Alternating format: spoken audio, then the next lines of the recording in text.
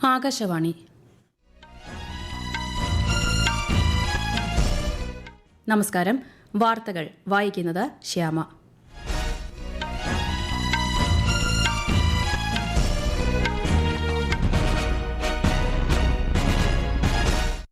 പ്രധാന വാർത്തകൾ. പശ്ചിമബംഗാളിൽ രണ്ടാംഘട്ട നിയമസഭാ തെരഞ്ഞെടുപ്പിനുള്ള ഒരുക്കങ്ങൾ പൂർത്തിയായതായി തെരഞ്ഞെടുപ്പ് കമ്മീഷൻ. വോട്ടെടുപ്പ് നാളെ. സിക്കിം സംസ്ഥാന രൂപീകരണത്തിന്റെ 50ാം വാർഷികാഘോഷങ്ങളെ അഭിസംബോധന ചെയ്ത് പ്രധാനമന്ത്രി നരേന്ദ്രമോദി. ആഗോളതലത്തിൽ ഭീകരവാദത്തെ ഉന്മൂലനം ചെയ്യുന്നതിൽ ഷാങ്ഹായ് സഹകരണ സംഘടന നിർണായക പങ്കാണ് വഹിക്കുന്നതെന്ന് രാജ്യരക്ഷാമന്ത്രി രാജ്നാഥ് സിംഗ്. ഉഷ്ണതരംഗ മുന്നൊരുക്കങ്ങൾ ഊർജിതമാക്കണമെന്ന് സംസ്ഥാനങ്ങൾക്ക് നിർദ്ദേശം നൽകി കേന്ദ്ര ആരോഗ്യ കുടുംബക്ഷേമ മന്ത്രാലയം. സംസ്ഥാനത്ത് കനത്ത ചൂട് തുടരുന്നു. വിവിധ ജില്ലകളിൽ നാളെ മുതൽ ശക്തമായ മഴയ്ക്ക് സാധ്യതയുണ്ടെന്നും കേന്ദ്ര കാലാവസ്ഥാ വകുപ്പ്. IPL ക്രിക്കറ്റിൽ ഇന്ന് പഞ്ചാബ് കിങ്സ് രാജസ്ഥാൻ റോയൽസിനെ നേരിടും. വാർത്തകൾ വിശദമായി. പശ്ചിമബംഗാളിൽ രണ്ടാംഘട്ട നിയമസഭാ തെരഞ്ഞെടുപ്പിനുള്ള ഒരുക്കങ്ങൾ പൂർത്തിയായതായി തെരഞ്ഞെടുപ്പ് കമ്മീഷൻ. വോട്ടെടുപ്പ് നാളെ രാവിലെ 7 മണിക്ക് ആരംഭിക്കും. 142 മണ്ഡലങ്ങളിലായി 3,20,00,000 വോട്ടർമാരാണ് രണ്ടാംഘട്ടത്തിൽ സമ്മതിദാനാവകാശം വിനിയോഗിക്കുന്നത്. 1448 സ്ഥാനാർത്ഥികൾ മത്സരരംഗത്തുണ്ട്. 41,001 പോളിംഗ് സ്റ്റേഷനുകളാണ് വോട്ടെടുപ്പിനായി ക്രമീകരിച്ചിരിക്കുന്നത്. സുരക്ഷയ്ക്കായി 2,321 കമ്പനി കേന്ദ്രസേനയെ സംസ്ഥാനത്ത് വിന്യസിച്ചിട്ടുണ്ട്. ഇന്ന് നിശബ്ദ പ്രചാരണമാണ് നടക്കുന്നത്. 23-ന് നടന്ന ആദ്യഘട്ട വോട്ടെടുപ്പിൽ 93.19% റെക്കോർഡ് പോളിംഗാണ് പശ്ചിമബംഗാളിൽ രേഖപ്പെടുത്തിയത്. കേരളം ഉൾപ്പെടെയുള്ള നിയമസഭാ തെരഞ്ഞെടുപ്പ് നടക്കുന്ന 4 സംസ്ഥാനങ്ങളിലും പുതുച്ചേരിയിലും മെയ് 4-നാണ് വോട്ടെണ്ണൽ.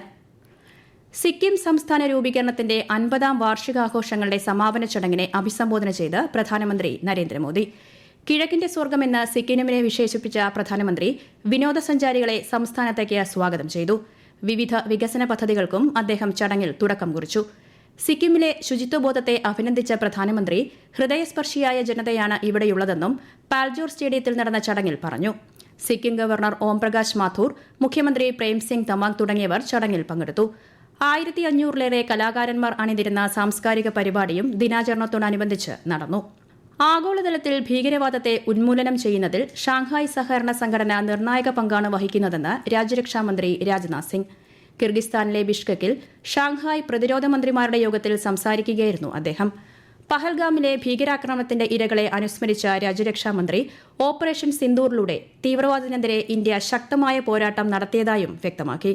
ऑर्डर में आतंकवाद सबसे बड़ा खतरा बनकर सामने आया है.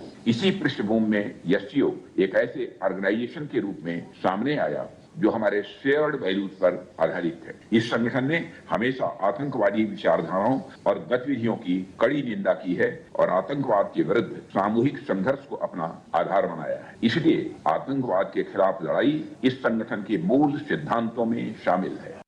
ഷാങ്ഹായ് അംഗരാജ്യങ്ങളിൽ നിന്നുള്ള പ്രതിരോധ മന്ത്രിമാർ പങ്കെടുക്കുന്ന യോഗം മേഖലയിലെ പ്രതിരോധം, സുരക്ഷ എന്നിവ സംബന്ധിച്ച വിഷയങ്ങളാണ് ചർച്ച ചെയ്യുന്നത്. 5 ദിവസത്തെ സന്ദർശനത്തിനായി ഇന്നലെ ഹിമാചൽ പ്രദേശിലെത്തിയ രാഷ്ട്രപതി ദ്രൌപദി മുർമുവിന് ഊഷ്മള വരവേൽപ്പ്. ഷിംല ലോക് ഭവനിൽ ഗവർണർ ഒരുക്കുന്ന പ്രത്യേക വിരുന്നിൽ രാഷ്ട്രപതി ഇന്ന് പങ്കെടുക്കും. നാളെ അടൽ ടണൽ സന്ദർശിക്കുന്ന രാഷ്ട്രപതി ബോർഡർ റോഡ്സ് ഓർഗനൈസേഷൻ ഉദ്യോഗസ്ഥരുമായി സംവദിക്കും. പാലംപൂരിൽ ഹിമാചൽ പ്രദേശ് കൃഷി വിശ്വവിദ്യാലയത്തിന്റെ ബിരുദദാന ചടങ്ങിലും രാഷ്ട്രപതി മുഖ്യാതിഥിയായി പങ്കെടുക്കും. സന്ദർശനത്തിന്റെ അവസാന ദിനം ഷിംലയിലെ ആർമി ട്രെയിനിംഗ് കമാൻഡിലും രാഷ്ട്രപതി സന്ദർശനം നടത്തും. സെൻസസ് 2027-നോടനുബന്ധിച്ചുള്ള നടപടിക്രമങ്ങൾ രാജ്യത്തുടനീളം പുരോഗമിക്കുന്നു. 2 ഘട്ടങ്ങളിലായി നടക്കുന്ന സെൻസസ് ഡിജിറ്റൽ രീതിയിലാണ് നടപ്പാക്കുന്നത്. വിശദാംശങ്ങളിലേക്ക്. സെൻസസ് 2027ന്റെ ആദ്യഘട്ടത്തിൽ വീടുകളുടെ സെൻസസും പട്ടിക തയ്യാറാക്കലുമാണ് നടക്കുന്നത്. 2ാം ഘട്ടത്തിലാണ് ജനസംഖ്യാ കണക്കെടുപ്പ്. മൊബൈൽ ആപ്ലിക്കേഷൻ വഴിയാണ് സെൻസസ് സംബന്ധമായ വിവരങ്ങൾ ശേഖരിക്കുക. കുടുംബത്തെ സംബന്ധിച്ച വിവരങ്ങൾ sc.census.gov.in എന്ന പോർട്ടലിൽ സെൽഫ് എന്യൂമറേഷൻ വഴി എല്ലാവർക്കും സ്വന്തമായി സമർപ്പിക്കാവുന്നതാണ്. കേരളത്തിൽ സെൽഫ് എന്യൂമറേഷൻ ജൂൺ 16 മുതൽ 30 വരെയാണ്. വിവരശേഖരണത്തിനായി ഉദ്യോഗസ്ഥർ ജൂലൈ 1 മുതൽ 30 വരെ വീടുകൾ സന്ദർശിക്കും. ലക്ഷദ്വീപിൽ വീടുകളുടെ സെൻസസും പട്ടിക തയ്യാറാക്കലും ഏപ്രിൽ 15 മുതൽ മെയ് 16 വരെയാണ് നടക്കുന്നത്. വാസസ്ഥലം, ജനസംഖ്യ, സാമൂഹിക സാമ്പത്തിക ഘടകങ്ങൾ, കുടിയേറ്റം, പ്രജനന സവിശേഷതകൾ തുടങ്ങി സെൻസസ് വഴി ശേഖരിക്കുന്ന വിവരങ്ങൾ ദേശീയ ആസൂത്രണത്തിനും വികസനത്തിനും അത്യന്താപേക്ഷിതമാണ്. News desk, Akashvani. ഈ വാർത്തകൾ ആകാശവാണിയിൽ നിന്ന്. ആകാശവാണി വാർത്തകളും വാർത്താധിഷ്ഠിത പരിപാടികളും all India radio news Thiruvananthapuram YouTube ചാനലിലും all India radio news Thiruvananthapuram Facebook പേജിലും AR News_ തിരുവനന്തപുരം ഇൻസ്റ്റഗ്രാം അക്കൌണ്ടിലും AR News_TVM X ഹാൻഡിലും ലഭ്യമാണ്. സംസ്ഥാനത്ത് SSLC പരീക്ഷാഫലം മെയ് 15 പ്രഖ്യാപിക്കുമെന്ന് മന്ത്രി V Sivankutty. Higher secondary, vocational higher secondary ഫലം മെയ് 22 പ്രഖ്യാപിക്കുമെന്ന് മന്ത്രി തിരുവനന്തപുരത്ത് മാധ്യമങ്ങളോട് പറഞ്ഞു. BDS വിദ്യാർത്ഥി നിതിൻ രാജിന്റെ മരണത്തിൽ പ്രതിഷേധിച്ച് വിവിധ സംഘടനകൾ ആഹ്വാനം ചെയ്ത ഹർത്താലിനെ തുടർന്ന് സംസ്ഥാനത്ത് ചിലയിടങ്ങളിൽ ഗതാഗതം ഭാഗികമായി തടസ്സപ്പെട്ടു. പത്തനംതിട്ട അടൂരിൽ വാഹനം തടഞ്ഞ ഹർത്താൽ അനുകൂലികളെ പോലീസ് ബലം പ്രയോഗിച്ച് നീക്കി. ഇടുക്കി മുണ്ടക്കയത്തും കട്ടപ്പനയിലുമടക്കം ബസ്സുകളും സ്വകാര്യ വാഹനങ്ങളും തടയുന്ന സാഹചര്യമുണ്ടായി. കണ്ണൂരിൽ വിവിധയിടങ്ങളിലും സമരാനുകൂലികൾ വാഹനങ്ങൾ തടഞ്ഞു. ഉഷ്ണതരംഗ മുന്നൊരുക്കങ്ങൾ ഊർജിതമാക്കണമെന്ന് സംസ്ഥാനങ്ങൾക്ക് നിർദ്ദേശം നൽകി കേന്ദ്ര ആരോഗ്യ കുടുംബക്ഷേമ മന്ത്രാലയം.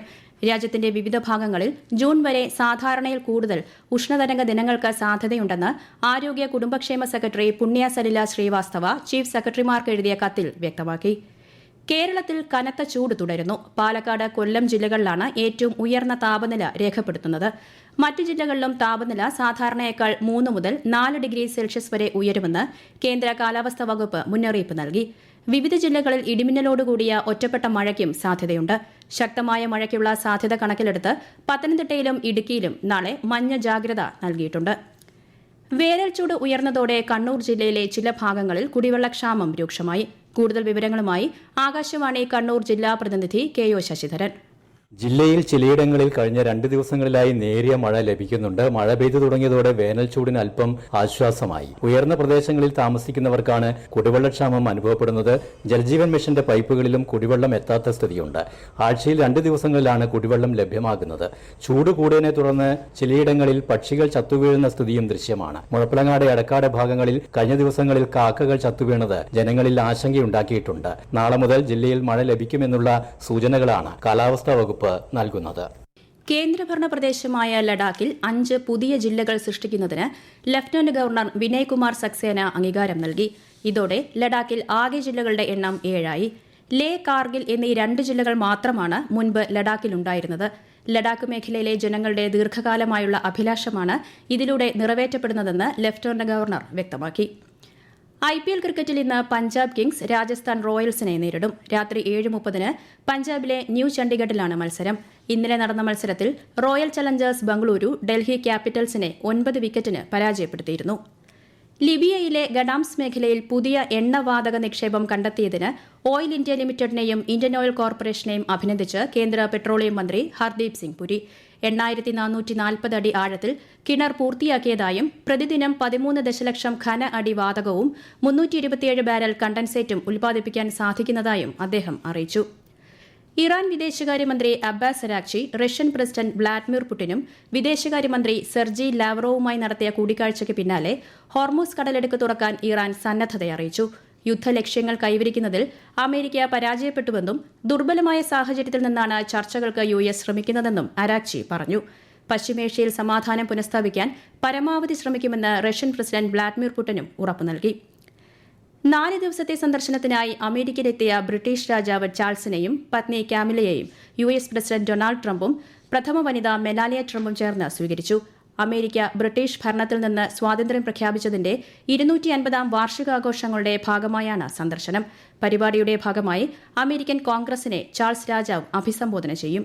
വൈറ്റ് ഹൌസ് കറസ്പോണ്ടന്റ് അത്താഴ വിരുന്നിൽ വെടിയുതിർത്ത കോൾ തോമസ് അലനെതിരെ പ്രസിഡന്റ് ഡൊണാൾഡ് ട്രംപിനെ വധിക്കാൻ ശ്രമിച്ച കുറ്റം ഉൾപ്പെടെ ചുമത്തി US ഡിസ്ട്രിക്ട് കോടതിയിൽ ഹാജരാക്കി. നിലവിൽ കേസിന്റെ അന്വേഷണ ചുമതല FBI വാഷിംഗ്ടൺ ഫീൽഡ് ഓഫീസിനും US സീക്രട്ട് സർവീസിനുമാണ്. പ്രധാന വാർത്തകൾ വീണ്ടും. പശ്ചിമബംഗാളിൽ 2ാംഘട്ട നിയമസഭാ തെരഞ്ഞെടുപ്പിനുള്ള ഒരുക്കങ്ങൾ പൂർത്തിയായതായി തെരഞ്ഞെടുപ്പ് കമ്മീഷൻ. വോട്ടെടുപ്പ് നാളെ. സിക്കിം സംസ്ഥാന രൂപീകരണത്തിന്റെ 50ാം വാർഷികാഘോഷങ്ങളെ അഭിസംബോധന ചെയ്ത് പ്രധാനമന്ത്രി നരേന്ദ്രമോദി. ആഗോളതലത്തിൽ ഭീകരവാദത്തെ ഉന്മൂലനം ചെയ്യുന്നതിൽ ഷാങ്ഹായ് സഹകരണ സംഘടന നിർണായക പങ്കാണ് വഹിക്കുന്നതെന്ന് രാജ്യരക്ഷാമന്ത്രി രാജ്നാഥ് സിംഗ്. ഉഷ്ണതരംഗ മുന്നൊരുക്കങ്ങൾ ഊർജിതമാക്കണമെന്ന് സംസ്ഥാനങ്ങൾക്ക് നിർദ്ദേശം നൽകി കേന്ദ്ര ആരോഗ്യ കുടുംബക്ഷേമ മന്ത്രാലയം. സംസ്ഥാനത്ത് കനത്ത ചൂട് തുടരുന്നു. വിവിധ ജില്ലകളിൽ നാളെ മുതൽ ശക്തമായ മഴയ്ക്ക് സാധ്യതയുണ്ടെന്നും കേന്ദ്ര കാലാവസ്ഥാ വകുപ്പ്. IPL ക്രിക്കറ്റിൽ ഇന്ന് പഞ്ചാബ് കിങ്സ് രാജസ്ഥാൻ റോയൽസിനെ നേരിടും. വാർത്തകൾ കഴിഞ്ഞു. അടുത്ത വാർത്താ പ്രക്ഷേപണം വൈകിട്ട് 3 മണിക്ക്.